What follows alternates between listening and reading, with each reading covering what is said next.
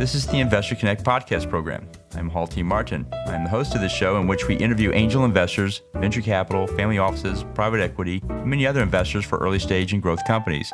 I hope you enjoy this episode.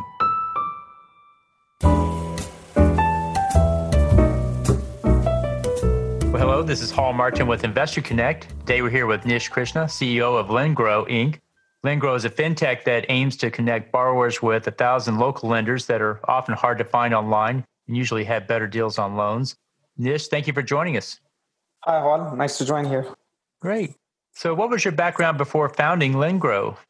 Yeah, so I mostly spent the past decade in lending space. Early on in my career, I started in Capital One, where I started the career in corporate development team and led a few deals for Capital One to acquire large co-brand card portfolios.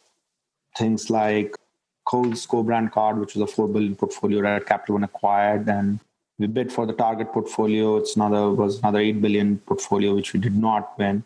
So essentially got a chance to look at, through Capital One, at how some of the analytically led organizations, especially in financial services, use a customer-centric approach and digital experience to set up and run these lending businesses.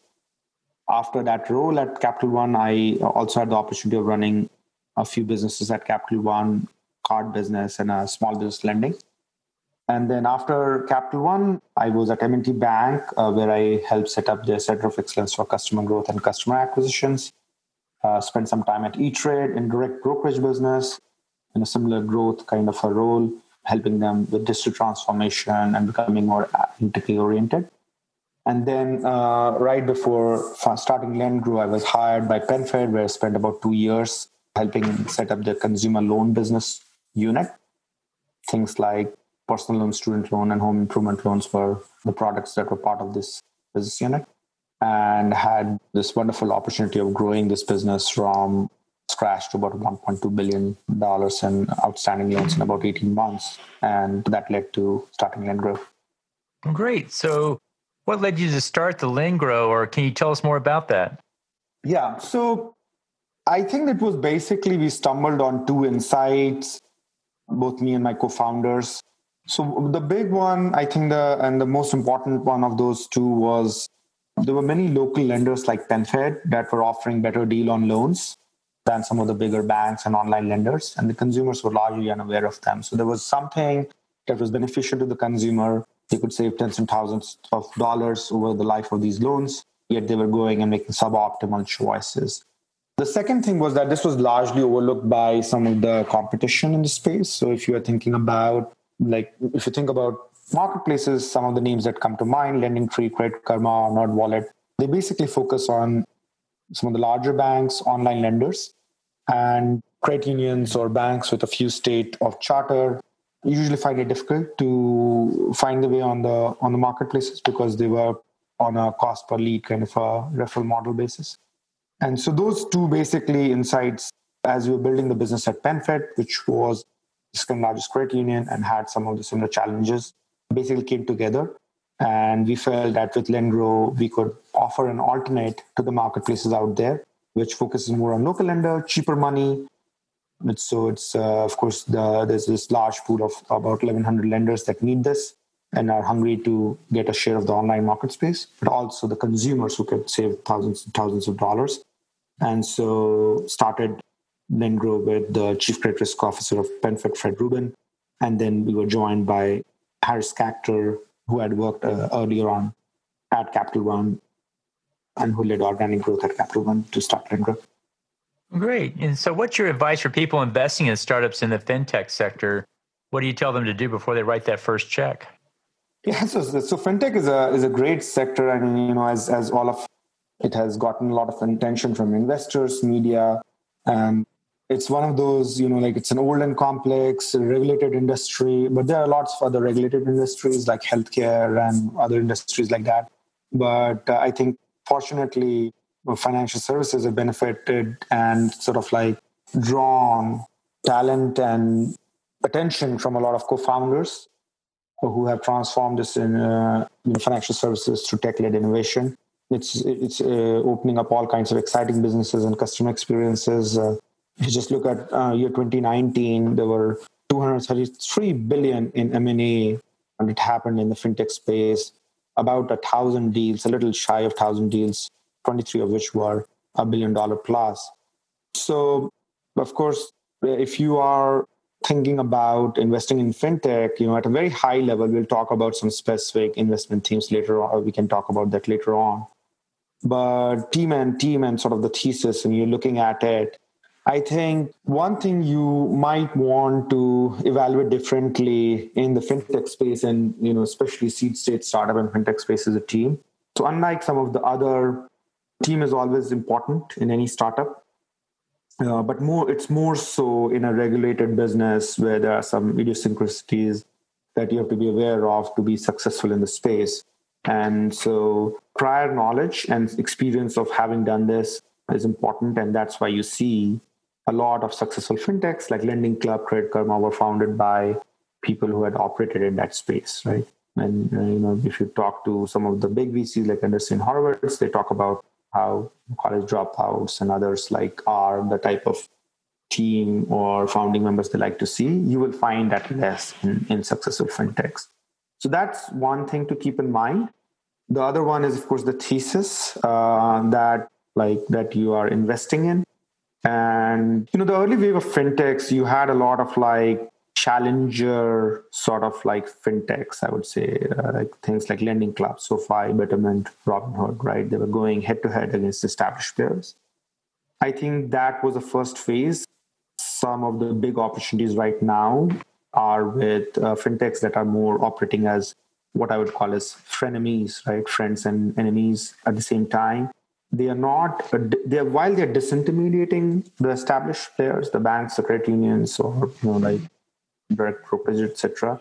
But their success is not dependent upon displacing them, but sort of working with them in sort of capturing more market share or doing something more efficiently or creating space. And so, again, these are at very high level investment thesis level, but these are some of the high level patterns I would for as an investor in fintech space. So on the other side of the table, what's your advice for people running startups in the fintech sector? What do you tell those founders to do before they go out to raise funding? Yeah, so it's similar. I think it's just, how you solve for it. So I think, again, as I said, regulatory risk and compliance are one of the big pieces of the puzzle you need to solve. And so you need to have a Yoda in your team, so to speak. This could be your, an advisor or a founder who has operated and in this space and can guide you through the maze of regulation. For example, in our case, when I started LendGrow, I had a good handle of the tech, the business, the product side of it, but chose to have Fred Rubin, who's our co-founder, join from day one. So I think that things like that, when Fred has been a chief credit risk officer at 5 to 6 banks, he was there at PenFed, National Cooperative Bank, and others. He was an associate bank examiner. So having somebody like that who can tell you where to go, where not to go, or where the cost of engaging and solving from a regulatory compliance side will be expensive, I think that is important. You need not necessarily have it as a co-founder, for example, like we had, but it needs to be solved somehow. So on the business model side, similarly, as I said, frenemies, I think that's the business model that has a larger, more valuable, I think, today, as opposed to sort of challenger sort of fintech brands or business models. And so how do you solve for that as a fintech startup co-founder or founding team member? I think you have to think about how you get there, right? And have that partnership going on from the get-go. So, either engaging with accelerators that a lot of financial services organizations now have, or corporate venture groups. So these companies are thinking about partnerships from the get-go through associations or industry groups, or for customer acquisition, or just partnering with a large bank or credit union or financial services. I think those are going to be key. Again, for example, here at LendGrow, while we acquired some really big banks in the local lending space, regional space like Citizens by ourselves, in fact, all the 5, 6 earlier bank partnerships came by ourselves. We close it through our own sort of contacts and effort. We did end up signing a deal with Stifel, which is one of the leading investment banks in the mid-market segment, and has a Rolodex of all the CEOs and CFOs that they work with on corporate financing side. Has a large 40 people sales team. And so we as we were looking for our growth, that was important to solve for it, and kind of goes back to some of the challenges or unique idiosyncrasies of the space. So let's talk about the fintech industry itself. How do you see it evolving, and where do you see it going? Yeah, so I think more than fintech, let's talk about financial services. And financial services is a very large space, so we'll sort of let's draw some boundaries. We'll leave insurance out, for example, right?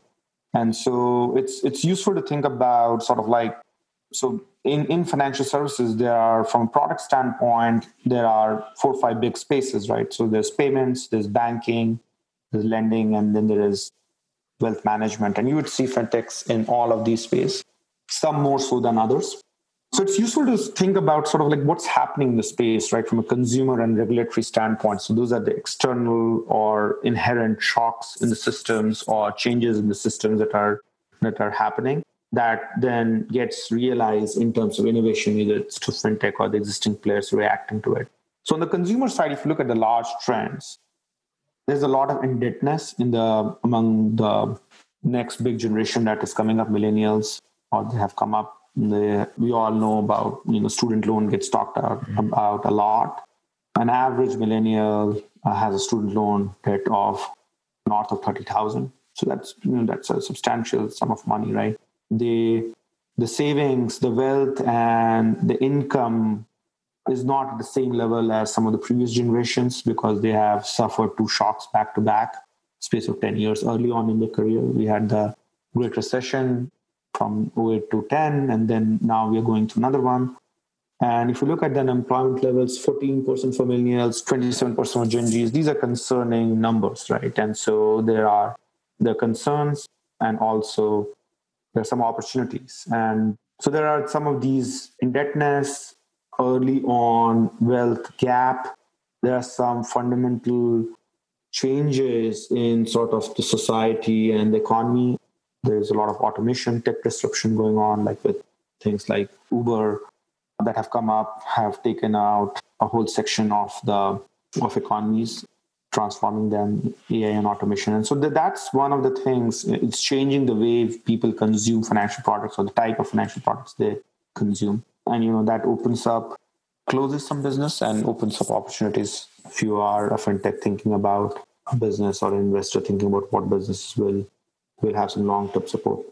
On the regulatory side, I think basically the story is there's a lot of uncertainty. So some of the old regulation around CFPB, Department of Labor fiduciary rule, that affected some of the fintechs in the wealth management space or established players, they were put on a back burner, and as the administration changed hands in 2016, it's unclear what will happen.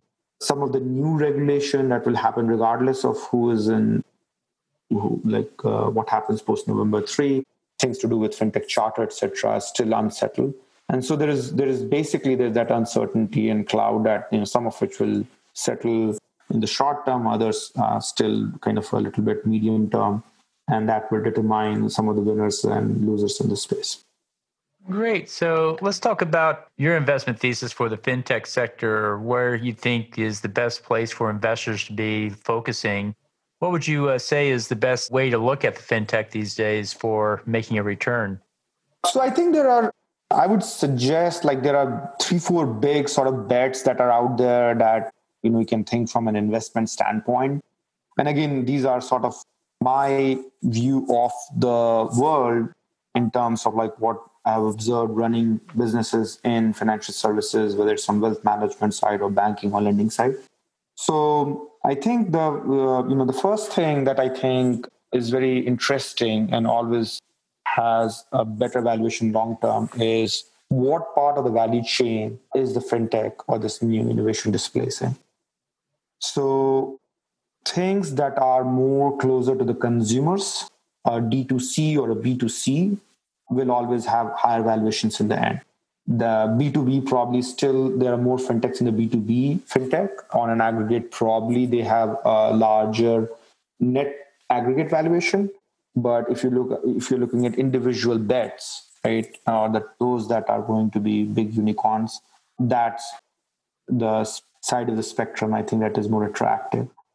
The second thing is businesses that are going to solve for some of these evolving challenges from a generational wealth gap and indebtedness standpoint are going to be, we are still like, the traditional businesses are still very much tied to sort of mortgage investing, lending, banking, those sort of things. And businesses that think about solving for the needs of this new generation, I think that those are going to be interesting and probably have more long-term potential.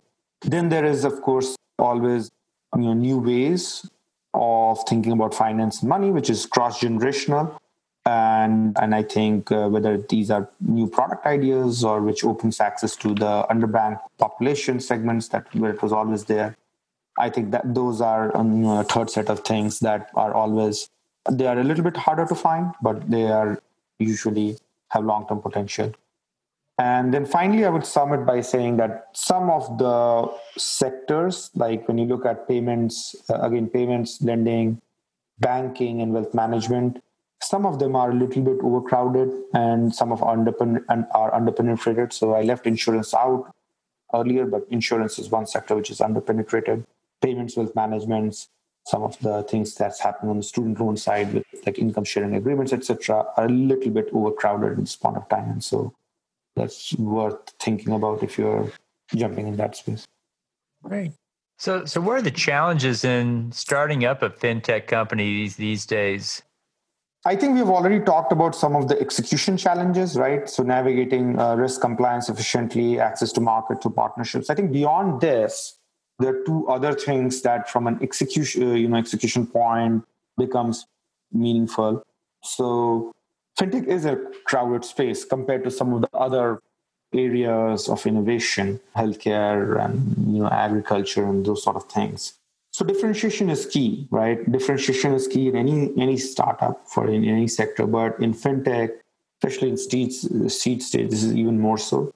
So whether it's the business model, the customer acquisition, product, that is really something that is intensely analyzed more so than probably in other sectors beyond sort of the regular things like team, idea, thesis, those sort of things.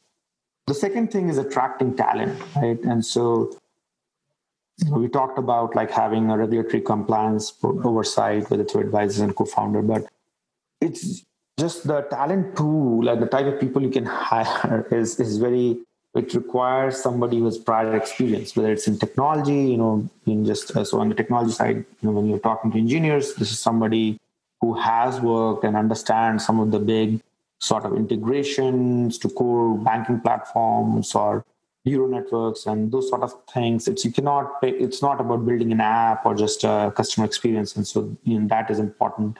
When you are thinking about hiring a marketing person, there are a bunch of regulatory compliance related things that you need to be aware of. And so access to the talent pool and sort of being able to have a reliable sort of channel through which you can recruit, especially talent which has spent some time in this, is key to success. So I think those two things, additional things I would add to sort of some of the things that I already mentioned.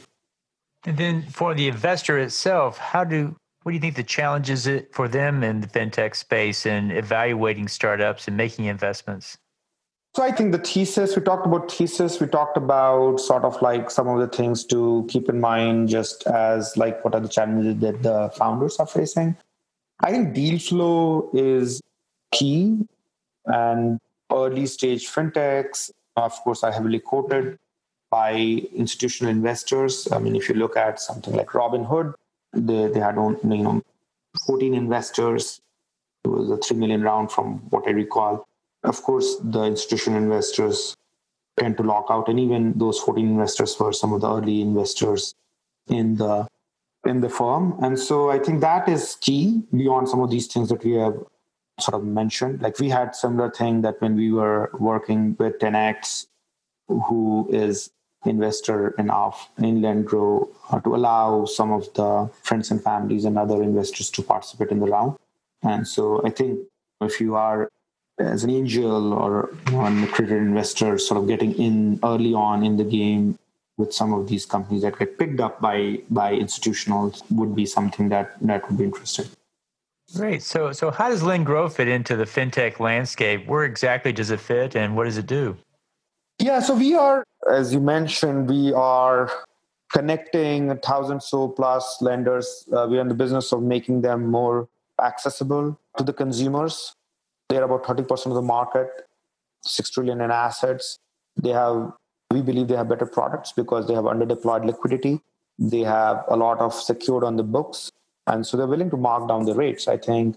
And so we are going after an underserved market in terms of the value chain. We talked about the value chain. So we are a B2C business. So we are focused on sort of that, holding that customer relationship. And then from a differentiation standpoint, both in terms of the markets that we served and the competition, we are doing something very different. And so that gives us some advantages. So we can charge a premium. Our cost to acquisition is lower. We signed up. When we opened, it was easy to sign up banks. And then with the Stifel partnership, we have a pipeline which we're sitting on and sort of have pushed back on it. So I think it gives us some natural advantages. It fits with some of the thesis that I think would be important in this business. Another thing I would like to add on thesis is like operate more as frenemies, or like we are not a challenger bank or a fintech. We are working with a segment and really helping that segment capture more market share. So there are some business model type of things of how we sort of like approaching this. And then of course on the execution side, as I mentioned, like we have, whether it's a co-founder like Fred, who has, as a former OCC bank examiner, keeps us honest and efficient, or advisors such as Sam Yount, who's the ex-team of LendingTree. We have access to a network of advisors who help us shape this company as we are setting this up. And then finally, just having operated in this space, we have a large diaspora of talent, whether it's from Capital One or E-Trade, that we tap into as we're thinking about growing the company. All right. Well, in the last few minutes that we have here today, what else should we cover that we haven't? Well, I mean, if you're interested in fintech, I think, as I said, it's a great space, very evolving, very active. I would point to other resources that would be worth keeping in your radar. FT Partners, which is kind of positions itself as the only investment bank focusing exclusively on fintech. You'd see a lot of like market deals pass through them. So you can, definitely they have a newsletter and fintech update, a quarterly update that you can subscribe to.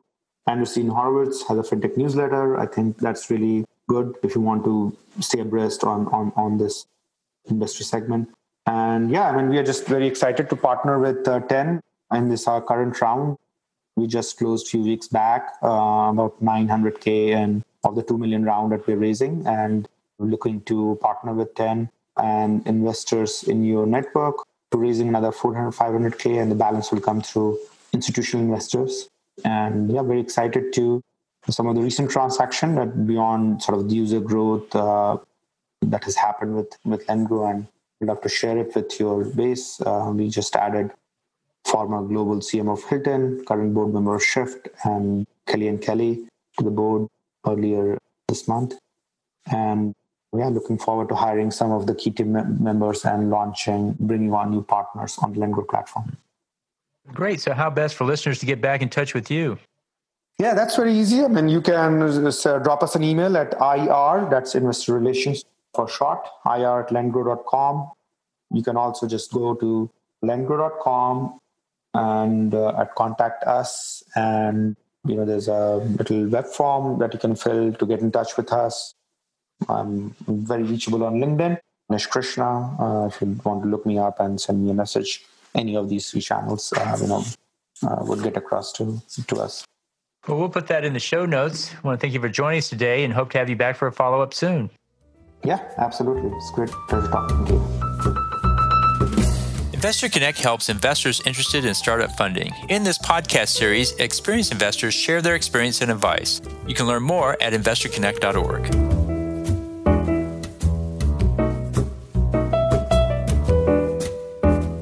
Hall T. Martin is the director of Investor Connect, which is a 501c3 nonprofit dedicated to the education of investors for early stage funding.